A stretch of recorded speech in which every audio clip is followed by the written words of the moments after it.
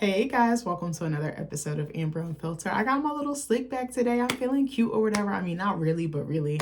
I feel like I have such a I don't want to say a cute face because that sounds shallow. I feel like I have a face that I can do multiple hairstyles, and I just love that for me. Today I wanted to talk to you guys about this movie I recently watched. I have always wanted to watch it and I never have. It's called Arrival. It came out in 2016, but there was something very specific in the movie that I wanted to touch on. But before I do that, don't forget to like, comment, and subscribe. Also, if you want to cash out me at Amber Unfiltered Show, that'd be greatly appreciated. I'm not gonna hold y'all. I'm bloated as fuck. And two, I just came back from PT, so I literally feel dead. I love you guys so much that I'm willing to record after I just basically died for an hour. I paid someone to literally torture me. No, shout out to my PT. She's actually really awesome.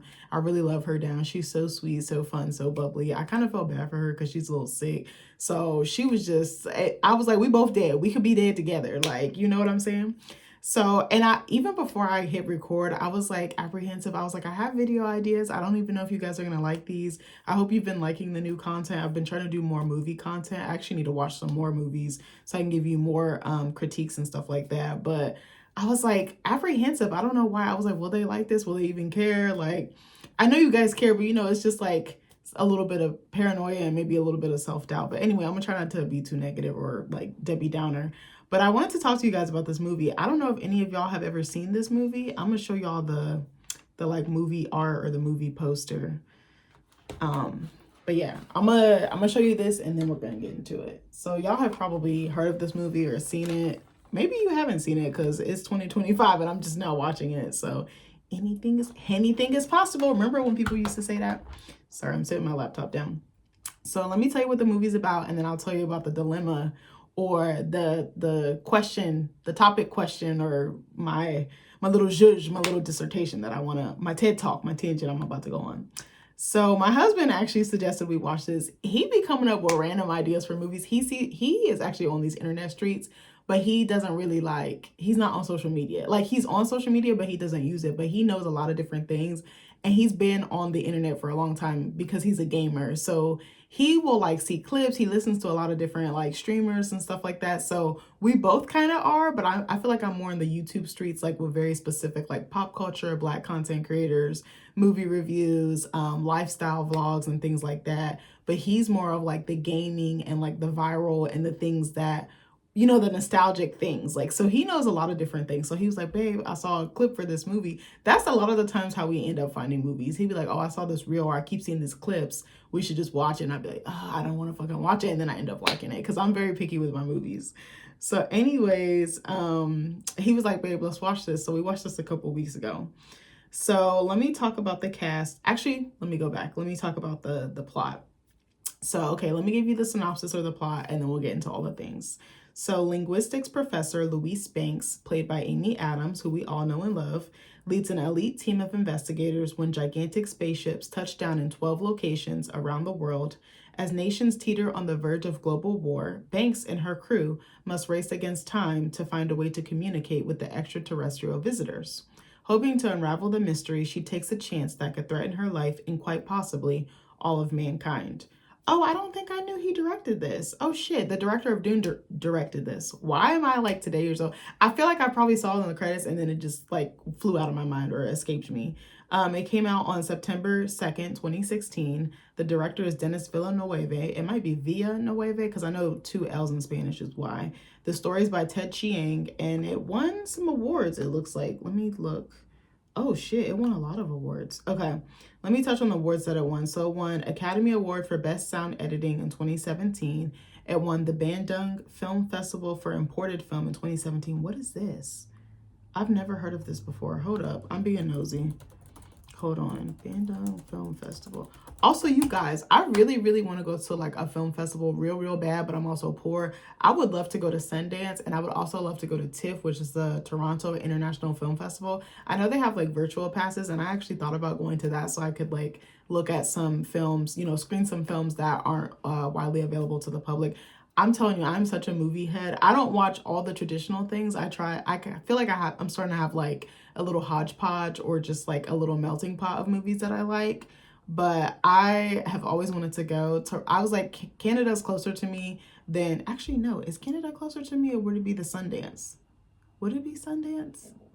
Oh, not my stomach rumbling, y'all. I'm sorry, I haven't eaten breakfast yet. I don't really fuck with breakfast like that. Like, I eat it sometimes and then I get in these little moods where I don't want to eat it at all. But yeah, let me look at this. I'm gonna tell you guys about this. I've never heard of this before. Is it an, oh, okay. Hold on, I'm trying to see what it is. Oh, hold up. Is it a student film festival? Yeah, it's a Afro-Asian film festival. Why did I not know about this? Okay. I'm sorry, I had no idea. Is that what it is? Wow. Okay, sorry, I'm getting distracted. Maybe I should do the Chat GPT version of it because I feel like it's not really giving me what I want on Google. Hold on. What is the...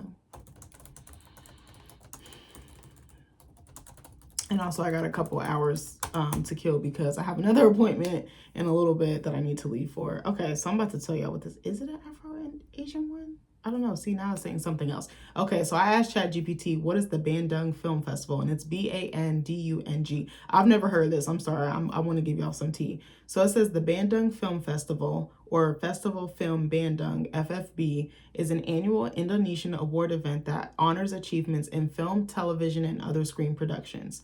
Founded in 1987 by the Bandung Film Forum, it's one of, oh my God, my stomach. I'm sorry. Where did I go? It's one of Indonesia's longest running independent film awards. The festival is known for basing its nominations and winners on year-long observations by film critics and enthusiasts rather than industry voting. Ooh, I really like that. Awards typically cover categories like acting, directing, cinematography, and popular television dramas. Overall, it serves as a major, I was trying to say major and cultural, and I said major cultural benchmark for the Indonesian screen industry and highlights both artistic and commercial excellence. Now I want to check this one out. Where is this one held? I'm about to ask ChatGPT. Where is it? Probably over there. Hold on. I'm sorry, y'all. My stomach's gone. My stomach has been tore up. I ate a crazy dinner. I ate these like little mini Ritz crackers with cheese, which I had no, but it was probably like fake cheese, like Cheese Whiz and red grapes. And my stomach was like, bitch, don't do that again. Like, I'm serious. Yep. So it says, it's principally based in Bandung. I might be saying that wrong, so I apologize if I'm saying that. Or Bandung. I'm not sure if I'm saying that correctly. West Java, Indonesia. Okay, wow. Okay, well, see, now I have another film festival to in my pocket. So, okay, so let me go back to the awards. That sounds really, really cool. So they also won the Writers Guild of America Award for Best Screenplay. They won the BAFTA for Best Sound in 2017. They also won some Critics' Choice Movie Awards. What is this one for? For Best Adapted Screenplay, for Best Sci-Fi/Horror Movie. I mean, I could see how it would kind of be considered horror, but I don't really think it was entirely horror. Maybe Elements, as one of my favorite YouTubers, Sinister Cinema Reviews, says. Elements, but maybe not full-on horror.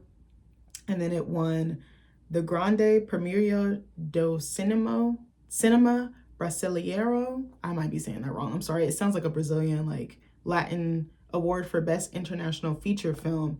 And it won the Hugo Award for Best Dramatic Presentation Long Form. So it hit. Okay. It won a lot of awards, it looks like. Wait, how many is that? 1, 2, 3, 4, 5, 6. Yeah, about 8 awards. Okay. They did their big one. I'll give them that. All right, let me go back to the movie. All right, hold on, y'all. I'm sorry. Okay, so let's talk about the cast because I feel like we pretty much know all the cast, or a good majority. Oh, Michael Stuhlbarg. Was that the guy that was in After the Hunt? Yeah, I think he was. Oh, shit. So he was in here. Okay.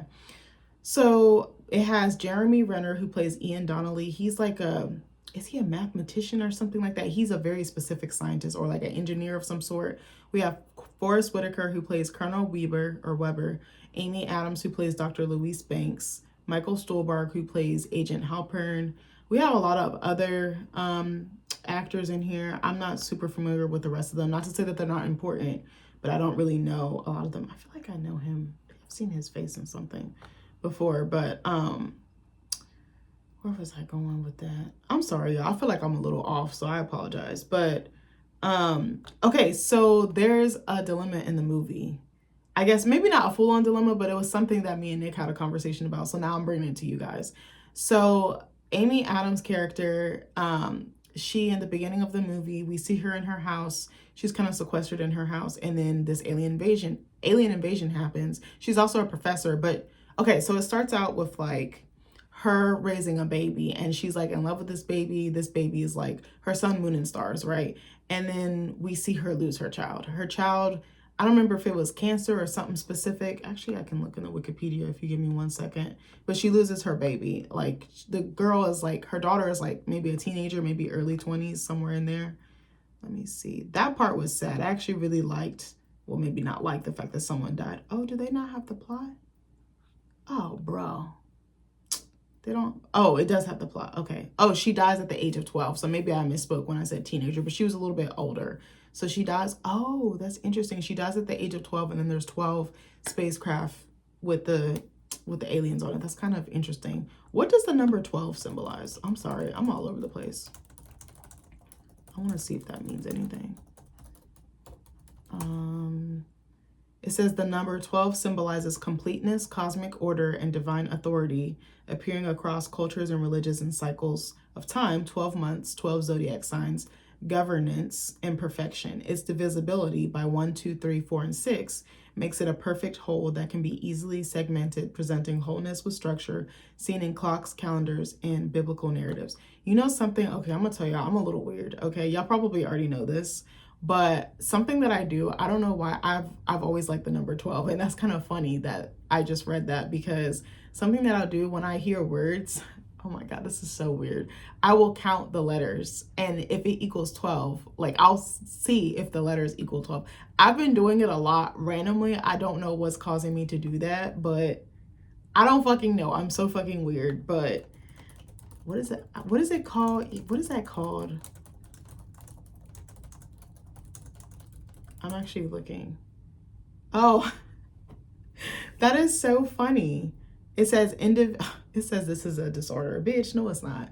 It says it's called arithmomania. Arithmomania. You may feel compelled to count steps while climbing or descending stairs, or to tally the number of letters in words.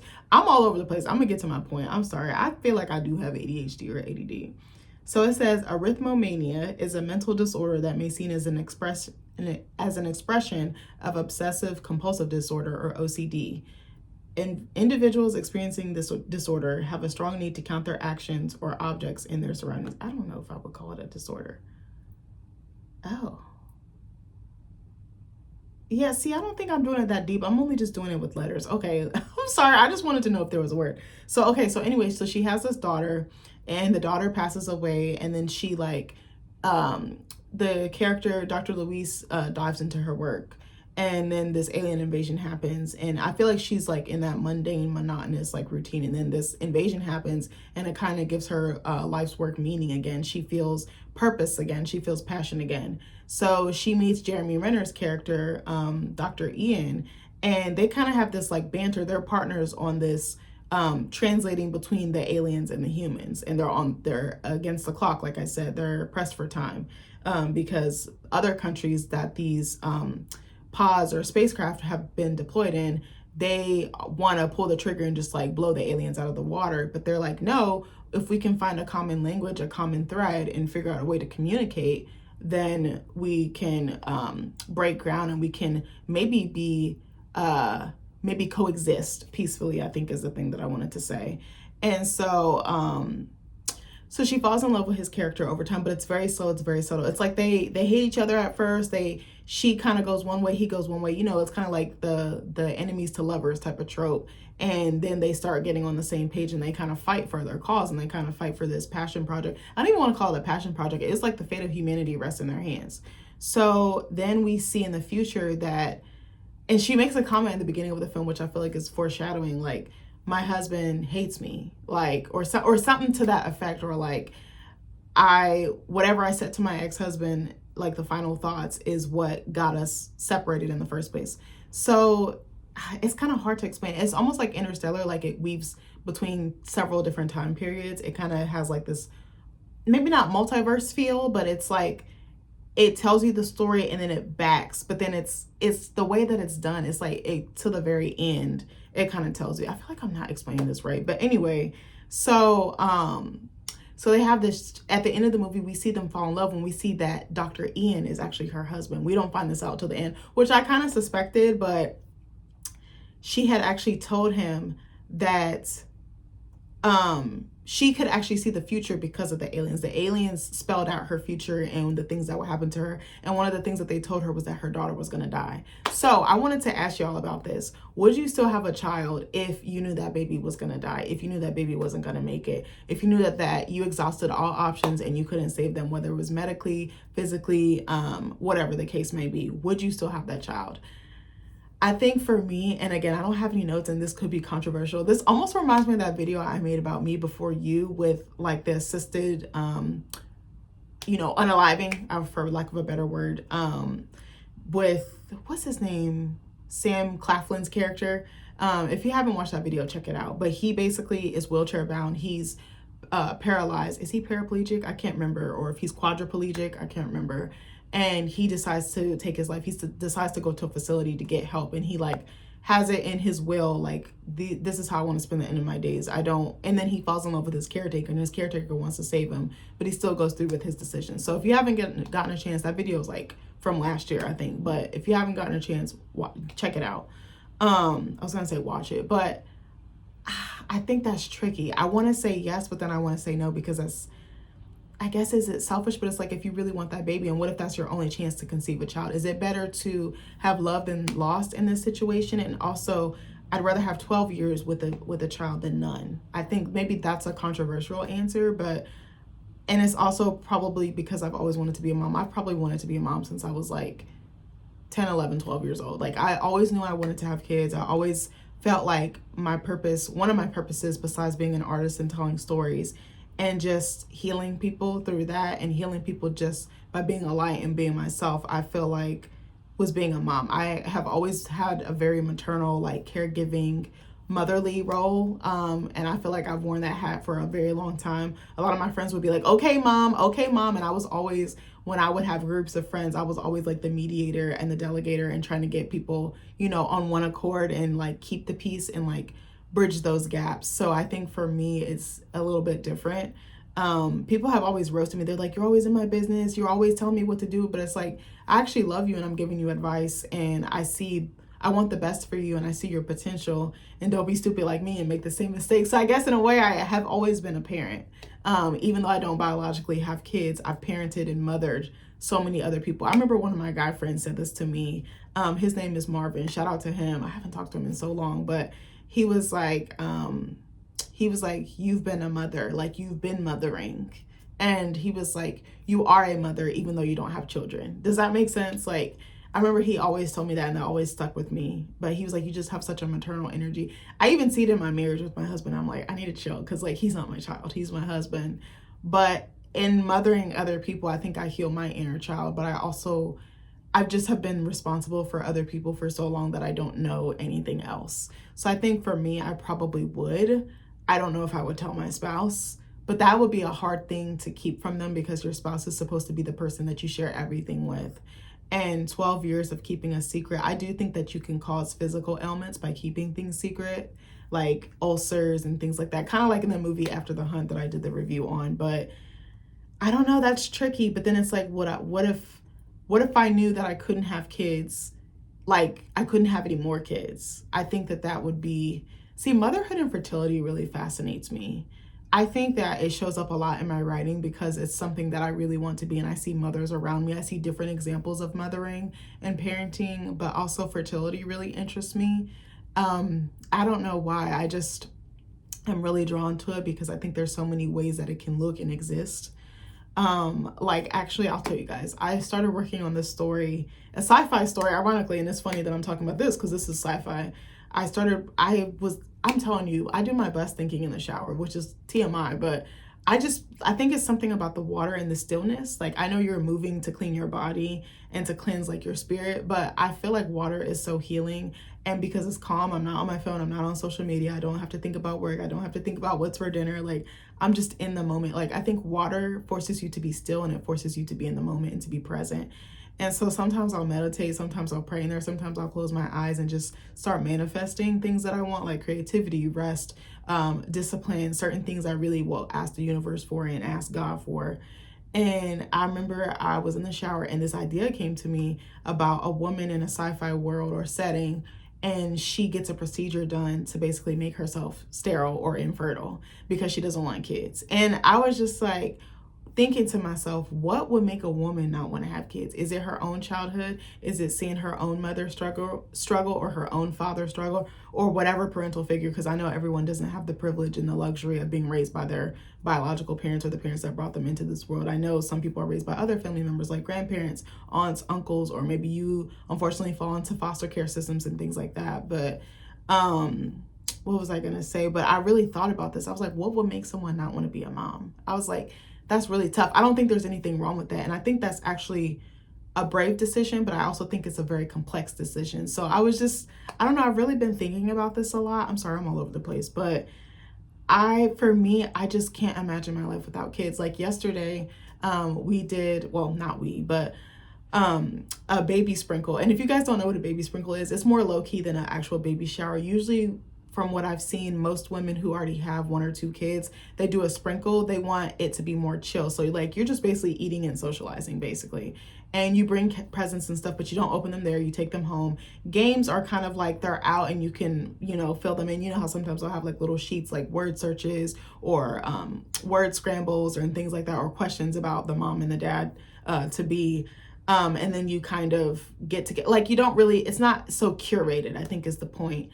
But what was I gonna say? But oh yeah, that's what I was gonna say. But I remember I got to see my niece and nephew yesterday, and I hadn't seen them in a few weeks. And I was just in awe of them because of how smart they are, but because of the way that they're developing and the way that they're growing.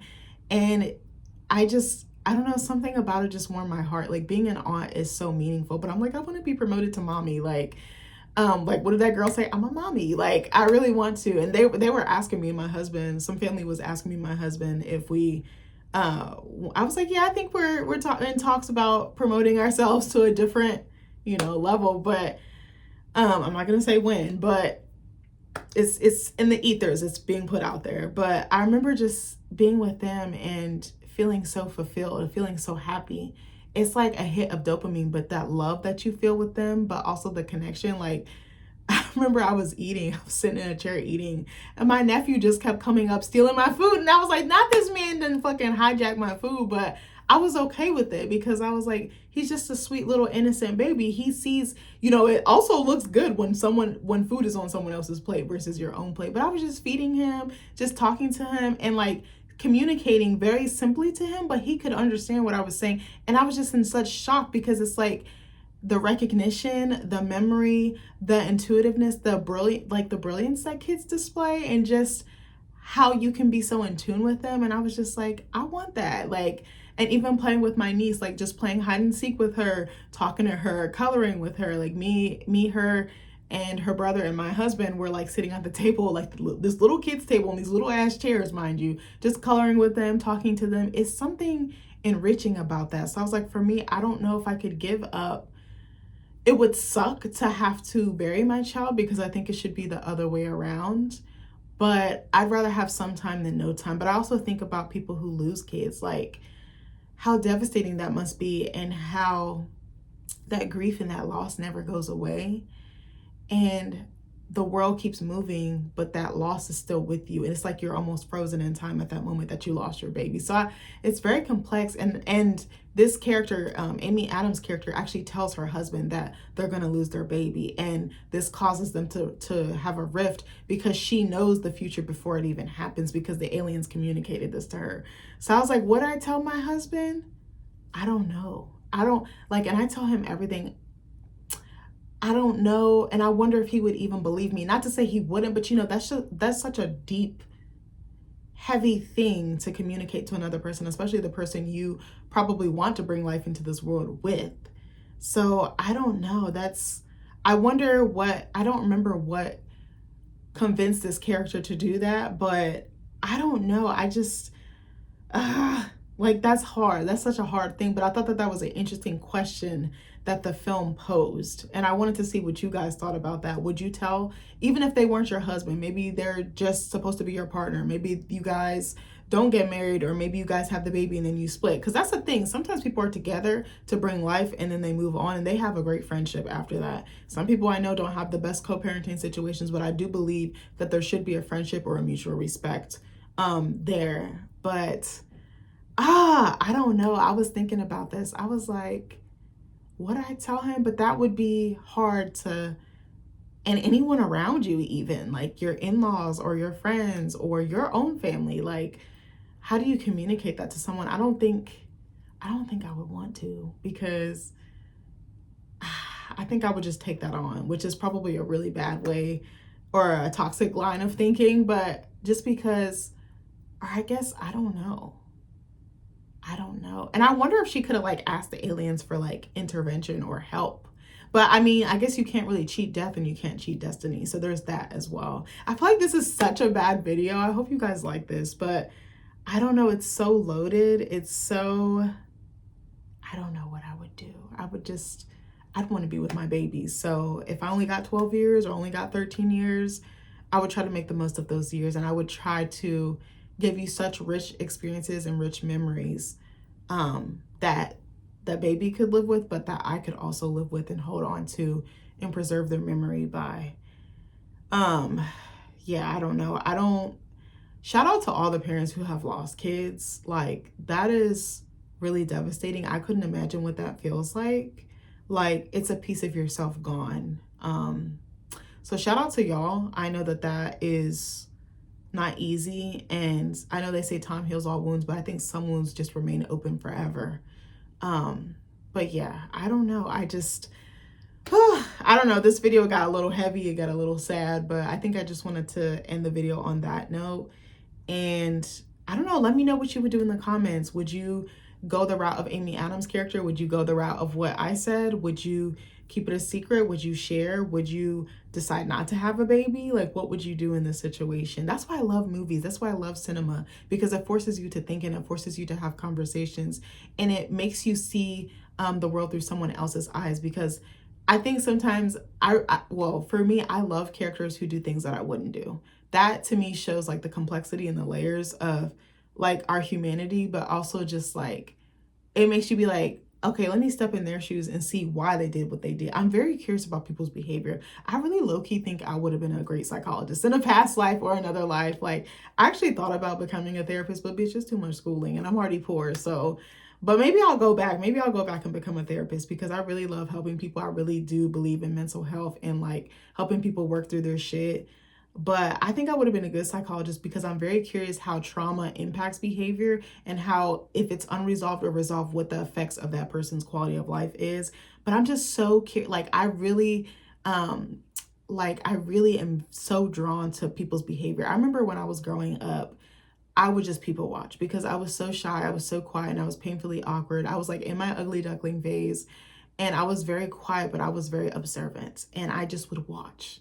And I was like, oh, they do this because of X. X plus the Y equals the Z. You know what I'm saying? Like, I'm just very intrigued by people's behavior. I think that's why I like celebrities, or like I'm so drawn to them, because, or public figures, because it's like there's still a person beneath this identity or this persona that they curated. They still have traumas. They still have wounds. They still have complex dynamics. They still have maybe things within themselves that they need to work out. I'm very curious by it. Like, what happens when someone achieves this level of notoriety or fame or visibility, and they don't sort out the things that were devastating or problematic or festering before they hit that plateau? But anyways, I know this video was all over the place. I hope you guys like it.